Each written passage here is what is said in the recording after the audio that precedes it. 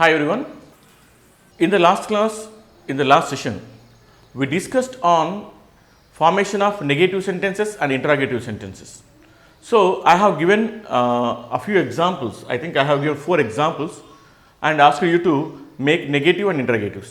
Now in this session, I am going to explain the answers for these 4 sentences, how to make negative and interrogative.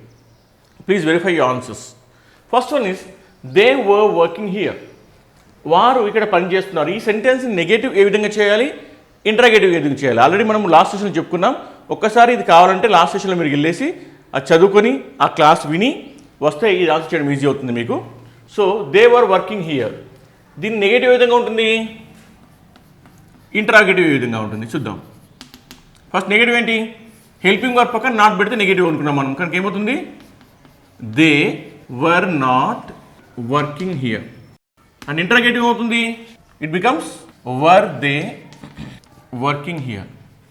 And then Sheela will sing, again Sheela will not sing. సరే మనం ఈ will నాట్ని won't అని కూడా రాసుకుంటాము. So will not also be written as won't. So Sheela will not sing or Sheela won't sing. And interrogative అవుతుంది, will Sheela sing, right. Varun should help them. Helping verb ఏంటి మనకు, షుడ్ కదా, అప్పుడు ఏమవుతుంది, Varun should not help them. And what is the interrogative here? Should Varun help them? Then Teja is a good batsman. If I say ఇప్పుడు తేజ మంచి batsmen కాదని చెప్పి ఎట్లా చెప్తాం మనం అంటే, హెల్పింగ్ వర్బ్ పక్కన నాట్ పెట్టాలి. అప్పుడు ఏమవుతుంది, Teja is not a good batsman. ఒకవేళ ఇది ఇంటరాగేటివ్గా మార్చాలి, ప్రశ్నగా మార్చాలి, ఏం చేయాలి, ఈ హెల్పింగ్ వర్బ్ ఈజ్ ముందుకు లాక్కోవాలి. అప్పుడు ఏమవుతుంది, is Teja a good batsman. ఒకసారి మీ ఆన్సర్ వెరిఫై చేసుకోండి. And after this we shall go for the class. Hi everyone. So ఇవాల్టి సెషన్లో మనము కన్వర్జేషన్ గురించి మాట్లాడుకుందాం. సంభాషించడం అంటే ఏంటి, మనం మాట్లాడుకోవడం అంటే 2 విషయాలు దాగుంటాయని చెప్పుకున్నాం అంతకుముందు. ఒకటేంటి, క్వశ్చన్ అడగడం, ఆన్సర్ చెప్పడం, ఆన్సర్ తర్వాత మళ్ళీ క్వశ్చన్ అడగడం, మళ్ళీ ఆన్సర్ చెప్పడం, ఇది జరుగుతూ ఉంటుంది. సో ఏ విధంగా క్వశ్చన్ అడగాలి, ఏ విధంగా ఆన్సర్ చెప్పాలి అనే విషయాల గురించి మనము ఈరోజు మాట్లాడుకుంటాం. సో ఇవాళ బేసిక్ క్లాస్ ఏంటి మనకు, how to ask questions and how to give answers. బేసిక్గా క్వశ్చన్స్ 2 రకాలుగా ఉంటాయి. ఒకటి షార్ట్ ఆన్సర్ టైప్ క్వశ్చన్, రెండోది long answer type question. Short answer type question అంటే ఏంటి అంటే, హెల్పింగ్ వర్బ్తో స్టార్ట్ అయ్యే క్వశ్చన్లన్నీ కూడా short answer type questions. Am, is, are, was, were, do, does, did, will, would, shall, should, can, could, may, might, need, dare, ought, ఇట్లాంటి helping వర్బ్తో start అయ్యే అన్ని క్వశ్చన్స్ కూడా షార్ట్ ఆన్సర్ టైప్ క్వశ్చన్లు అంటాం. ఎందుకంటే వీటి ఆన్సర్ ఎస్ ఆర్ నో రూపంలో ఉంటుంది. For example, is he Ramesh అన్న అనుకుంటే, అతను రమేషా, అప్పుడు ఆన్సర్ ఏంటి, ఎస్ ఆర్ నో, అవును అతను రమేష్, లేదంటే అతను రమేష్ కాదు, కానీ వేరే ఆన్సర్ ఉండే అవకాశం లేదు.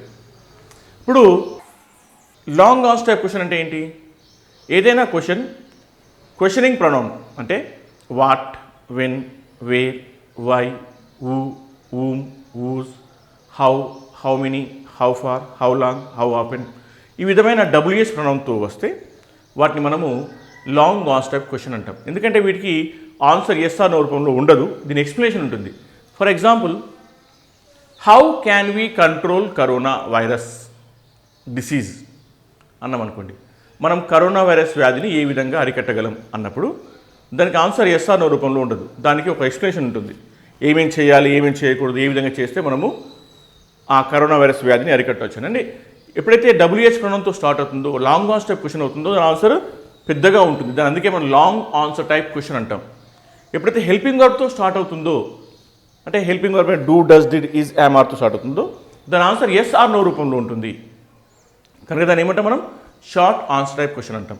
ఇవాళ క్లాస్లో మనము షార్ట్ ఆన్సర్ టైప్ క్వశ్చన్స్ ఏ విధంగా ఫామ్ చేస్తామో చూద్దాము, అట్లాగే లాంగ్ ఆన్సర్ టైప్ క్వశ్చన్స్ ఏ విధంగా ఫామ్ చేయాలో చూద్దాము, అట్లాగే వాటికి ఏ విధంగా ఆన్సర్ చేయాలో కూడా చూద్దాం.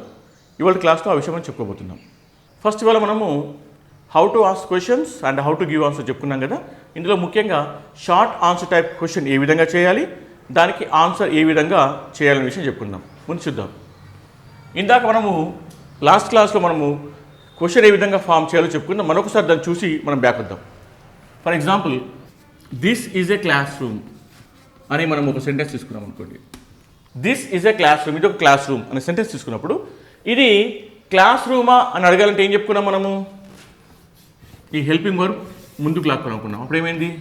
Is this a class room, ఇది ఒక క్వశ్చన్. దీని ఏమన్నా మనం అంటే SAQ అన్నాం, షార్ట్ ఆన్సర్ టైప్ క్వశ్చన్. ఎందుకు? Is this a class room అనే సెంటెన్స్కి, అంటే is this a class room అనే ఒక ప్రశ్నకి, ఇంటరాగేటివ్ సెంటెన్స్కి మనకు ఆన్సర్ ఎస్ ఆర్ నో రూపంలోనే వస్తుంది. ఇది ఒక క్లాస్ రూమా అన్నప్పుడు అవును లేదా కాదు, ఇంకా వేరే ఆప్షన్ ఉంటుందా? ఉండదు. సో ఒకవేళ అప్పుడు ఏమవుతుంది? ఎస్ అయితే yes this is a class room statement, ఇంతకుముందు చెప్పిన స్టేట్మెంట్ అదే.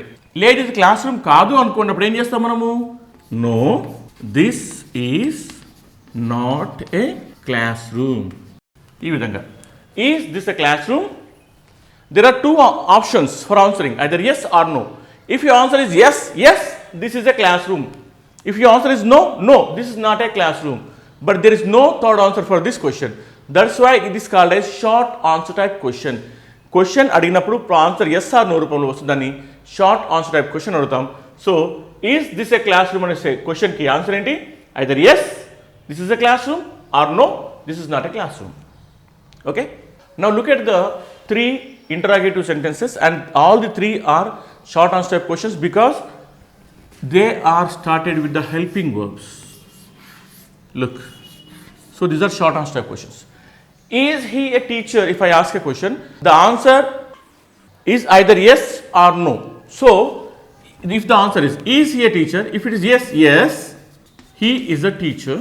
If it is no, no, he is not a teacher.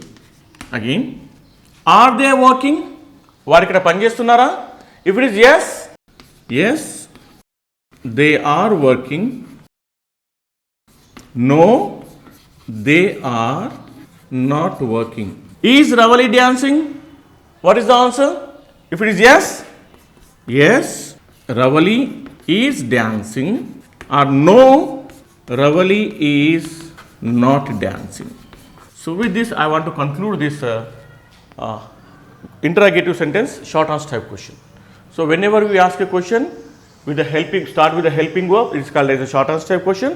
The answer is either yes or no. So just to look at this, I will give you some examples later. Okay.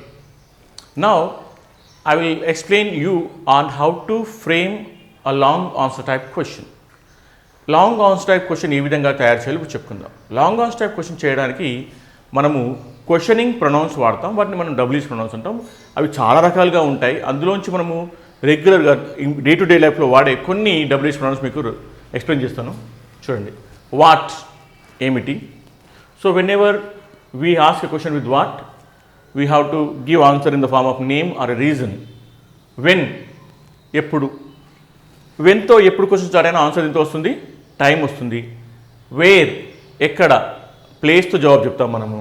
Why ఎందుకు, we explain the answer because ఎందుకంటే, we explain the reason in the form of a reason. Which ఏది, name of anything or person. Who ఎవరు, name of a person.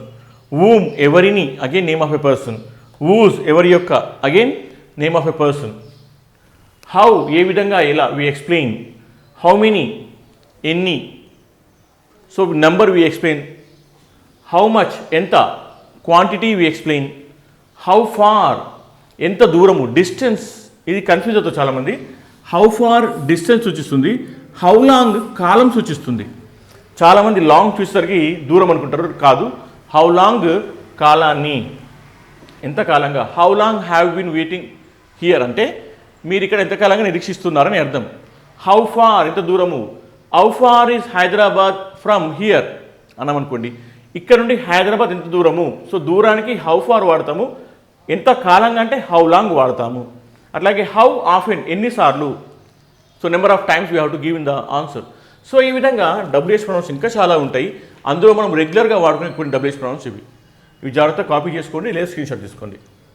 Next, long answer type question తయారు చేయడం ఎలా అంటే, ఏదైనా question అడిగినప్పుడు మనకు ఆన్సర్ ఎక్స్ప్లెనేషన్ రూపంలో వస్తుంది. అది సాధారణంగా క్వశ్చనింగ్ ప్రొనౌన్ అది WH ప్రొనౌన్తో స్టార్ట్ అవుతుంది. అంటే ఇందాక చెప్పుకున్న వాట్, వెన్, వేర్, వేతో స్టార్ట్ అవుతుంది. లాంగ్ ఆన్సర్ టైప్ క్వశ్చన్ ఎప్పుడు చేసినా కానీ ఆ స్ట్రక్చర్ ఈ విధంగా ఉంటుంది. సెంటెన్స్ స్ట్రక్చర్ ఏంటది? WH pronoun plus helping verb plus subject plus main verb etcetera. Example చూద్దాం. వేర్ ఈస్ ప్రియా గోయింగ్ అన్నాం అనుకోండి. ప్రియా ఎక్కడికి వెళ్తుంది? Where WH pronoun, helping verb, subject, main verb. ఈ విధంగా ఉంటుందన్నమాట. అట్లాగే what are they searching for, వారు దేనికోసం వెతుకుతున్నారు. When will you be visiting Delhi, మీరు ఢిల్లీ నెక్స్ట్ ఎప్పుడు వెళ్తున్నారు. Why is she standing outside, ఆమె ఎందుకు బయట నిలబడి ఉంది. సో ఈ విధంగా మనము లాంగ్ ఆన్సర్ టైప్ క్వశ్చన్ తయారు చేసుకోవాలి అంటే మొదట WH ప్రొనౌన్ రాయాలి, అంటే క్వశ్చన్ ప్రొనౌన్ రాసుకోవాలి, helping verb, subject, main verb. మళ్ళీ ఎగ్జాంపుల్ చూడండి. ఇవి WH pronouns. Where, what, when, why. Helping verbs చూడండి. Subjects, main verbs. So where is Priya going, what are they searching for, when will you be visiting, why is she standing outside. So ఈ విధంగా so WH pronouns ఏంటి, helping verbs ఏంటి, subjects ఏంటి, main verbs చెప్పుకున్నాను. Thank you.